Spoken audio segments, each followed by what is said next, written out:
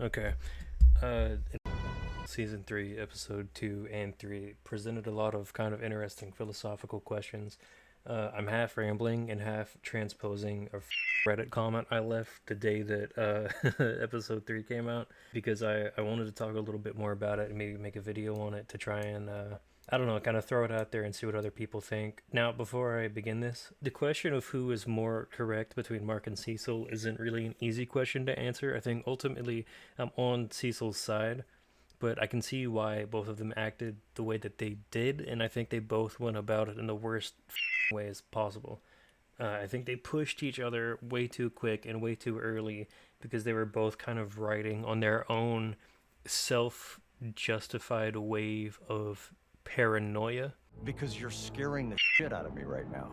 I'm not even doing anything. The big theme of the episode, kind of episode 2 and 3, maybe not the ultimate theme, but kind of outside the narration, more so what it's asking the audience in this aspect is, can criminals be redeemed? And I think we see this in Mark's kind of cognitive dissonance about the situation. He doesn't want to kill, he tells Oliver, don't kill people. He can't just kill people. He's been holding back, quote unquote, for 2 seasons now, which I thought was going to be over after he beat the shit out of Angstrom, but I don't know. I guess he's still doing it. He doesn't want to. He doesn't want to kill, but he also doesn't want people to try and do good, make up for their past actions, atone in any way. His initial reaction to Darkwing and the Sinclair's Reanimen kind of saving the day in a Doc Seismic situation, which is self-justified, by the way, because they're probably kind of without Cecil's interference there. But his reaction to that was so negative, because he knew what they did. He knew what they were capable of in the past. He doesn't want to kill him, but he doesn't want him to try and help either. So it's kind of like a dead-end situation. I don't know what Mark's ultimate thoughts on this are, because he probably hasn't worked it out himself, which I think seems to be another point the episode makes. He's not really there yet, but there's more to say about it, and it does feel a little hypocritical. He trashes his relationship with Cecil over this, right? He says, "F you, I'm not going to work for you anymore. I'm not going to do any of this shit because you're employing people that I have personally interacted with that I know have done bad things." But the first thing that he does when he sees his dad on the bug planet, whatever it's called, Thraxa, is give him a big ol' hug after he beat the shit out of him and killed like 1 billion people. Okay, it's not 1 billion, I'm over exaggerating, but I'm assuming you've seen the ending of season 1. So Omni-Man has done shit that is so much worse than anything Darkwing or Sinclair did in their time. Even if Sinclair's experiments are really f***ed up, right? That's not even comparable to the fucking train scene alone. We know that. But the first thing he does when he sees Omni-Man is, just give him a big ol' hug. And I get it. He doesn't forgive Omni-Man in that scene. They're still family. So it makes sense. But damn, he immediately gets mad. He still questions him. There's obvious anger, confrontation that gets cut short because the Viltrumites come. But that seems just a little hypocritical. I get it. I get why. I'm not saying that I don't understand the scene, but his reaction to Darkwing and Sinclair at a first glance of, coming to understand what the situation is really pales in comparison to how he treated, like, maybe the world's biggest single-handed mass murder guy. Okay. There's not much more I can say about that without talking in loops. But Mark and Cecil's whole philosophical discussion, the Cecil quote that we got like 2 different times, maybe 3 different times that I'll remember in that episode. We can be the good guys, or we can be the guys that save the world.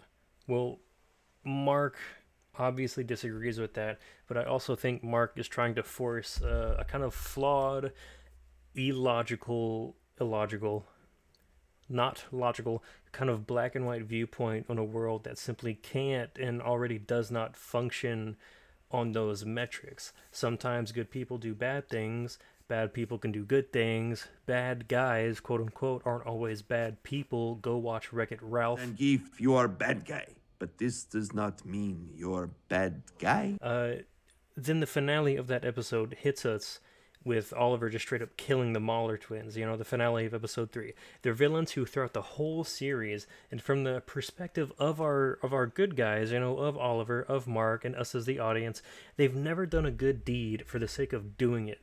They have no desire to lead a better life, right? The Mahler twins kill each other in an instant in situations where they probably don't even have to, realistically, just to clone another one and claim superiority. These guys have like no redeeming qualities other than bringing Run the Jewels into the soundtrack every season, which I guess isn't going to happen again. Rest in peace, the Mahler twins. You were good for one thing and you're gone. Okay. But the ending, Oliver murks him, flies straight through the guy. It's crazy. And then Oliver asks Mark, why not just kill him, But really, I think he's also asking us, the audience, this. The audiences in these kind of 2 episodes, we're supposed to form our own opinion about the situation. I think when Oliver kind of looks directly at the camera, yes, he's asking Mark this, but he's also proposing this to the audience. So why not just kill him, right? Based on the information that we as the audience know, that the characters in the show know, what the Mahler twins have done, how they act, why not just kill him? But before we make a final decision there, I think we have to hark back to the beginning of, I think, episode 2. We see the 2 supervillains we've seen in the past. They were in Machine Head's penthouse. They've been doing villainous things. They try and give it up. They're together. They try and give up the lifestyle. They try and make a name for themselves, support their struggling lifestyle in a bustling city by working real jobs. They try and make it work for a while and go homeless. We don't know the exact specifications of what happened, got fired, quit, whatever. And then they end up doing crime again. We can clearly see that these people have it in them to make an effort to do good or to be functioning members of society. And although you can still criticize their morally wrong actions, as in robbing a bank, even though they didn't kill anybody, they made an effort not to kill anybody, they still robbed a bank. Okay, they're breaking the law, whatever. It's also told to us that they're victims of circumstance. They're capable of being good people if they can support themselves while doing it. But at the end of the day, when it's down to the wire, they're like, we're homeless, let's just go rob a bank. In this instance, there's a lot of questions that the audience has to ask themselves, building up on the scenes that the show shows us later. And I guess how you react to that might put you further on the side of Mark or Cecil. And then we can start by taking one step back. Was Oliver correct in just straight up murking the Mahler twins? It's not the first time they've died, but Mark wasn't happy about it. Was Oliver correct in just straight up killing them, not giving them a chance, not fucking around, just going straight for the kill? If Oliver or Mark, were just dead set on getting rid of supervillains, they thwarted the supervillains we saw at the start of that episode. The 2 dudes, if they killed them, is it a waste of potential functioning members of society? Because from their perspective, they have no idea what their lives are like outside of that bank robbery that they came to thwart. They're just, supervillains. They're just people robbing a bank. Same as Oliver saw the Mahler twins. Didn't know anything about them, just know they're committing a crime, kill them, blah, blah, blah.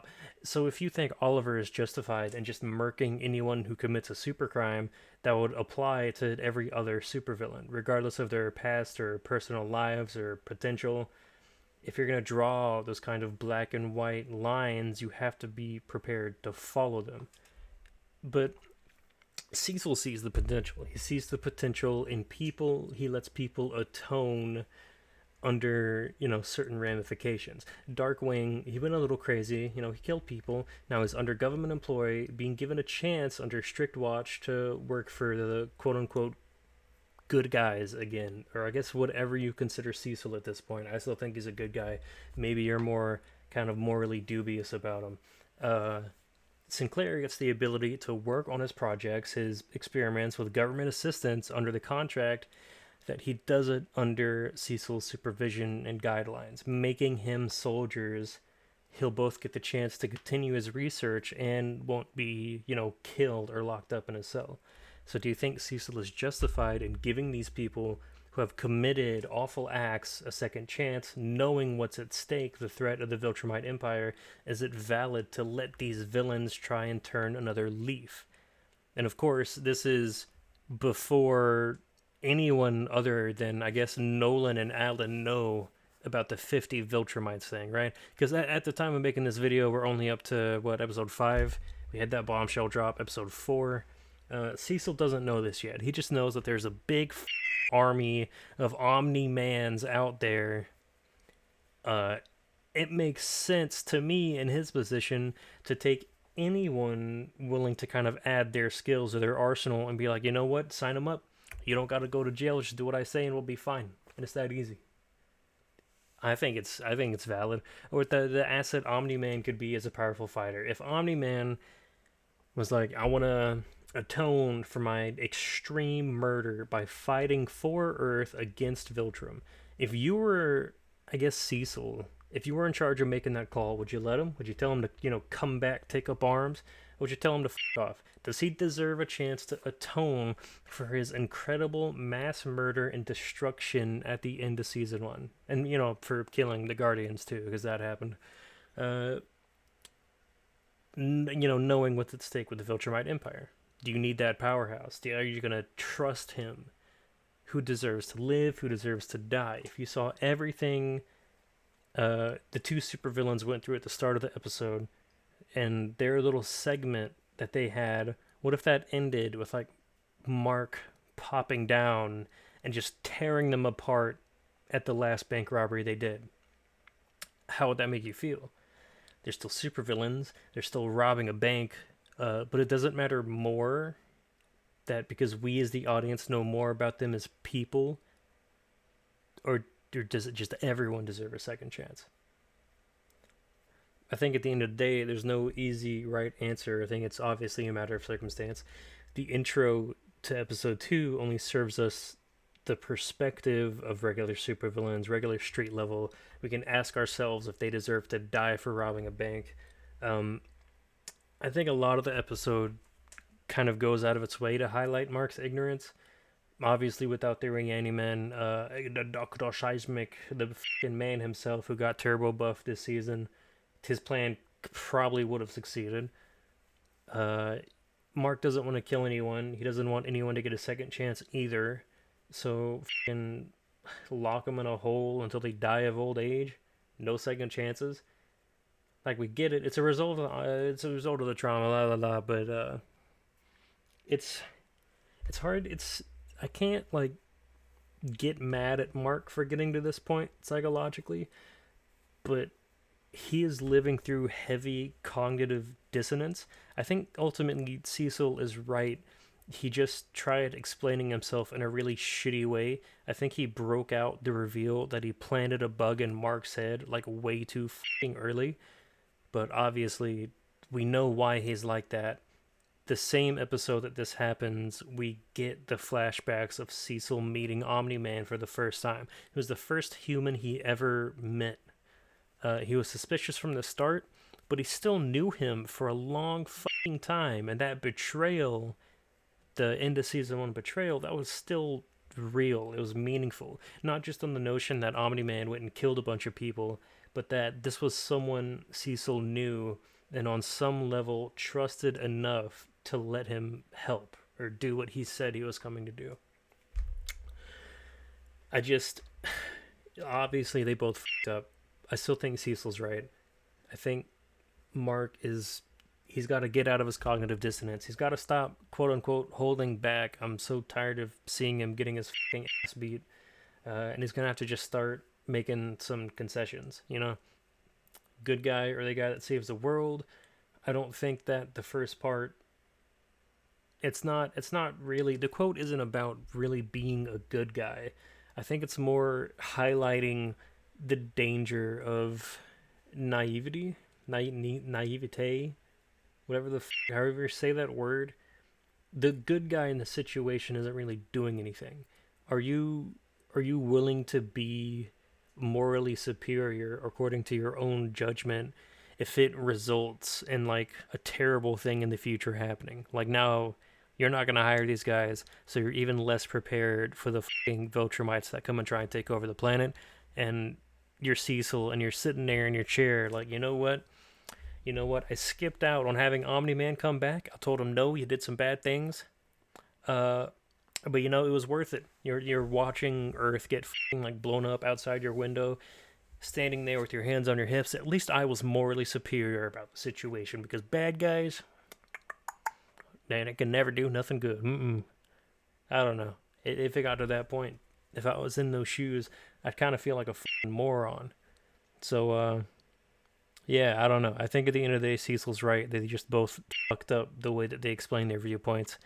Mark needs to calm the down, but so did Cecil. And Cecil was kind of the one who advanced the situation, intensified the situation is probably the right word. Bringing the Reaniman out, zapping Mark in the head. Like, what the fuck did you expect him to do? Sit there like a dog and start apologizing and humping your leg?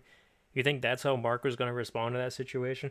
I don't think it's bad writing for a character to do a stupid thing. We know why Cecil's acting the way that he is, but at the same time, there's just like no fucking way that was going to work. There's no fucking way that was going to do anything except turn him against you forever. But I thought the two episodes were really interesting. I liked the philosophical ideas and questions they presented, and I just wanted to ramble a little bit about them. This says I've been talking for 17 minutes. Didn't feel like it was 17 minutes. I'll cut it down in post, but thanks for watching. If you have any opinions on this, leave them below, because I think it's a really fun conversation to have. It obviously has a lot of parallels to the real world we live in. But yeah, I don't know. Think about it and drop a comment. All right, bye.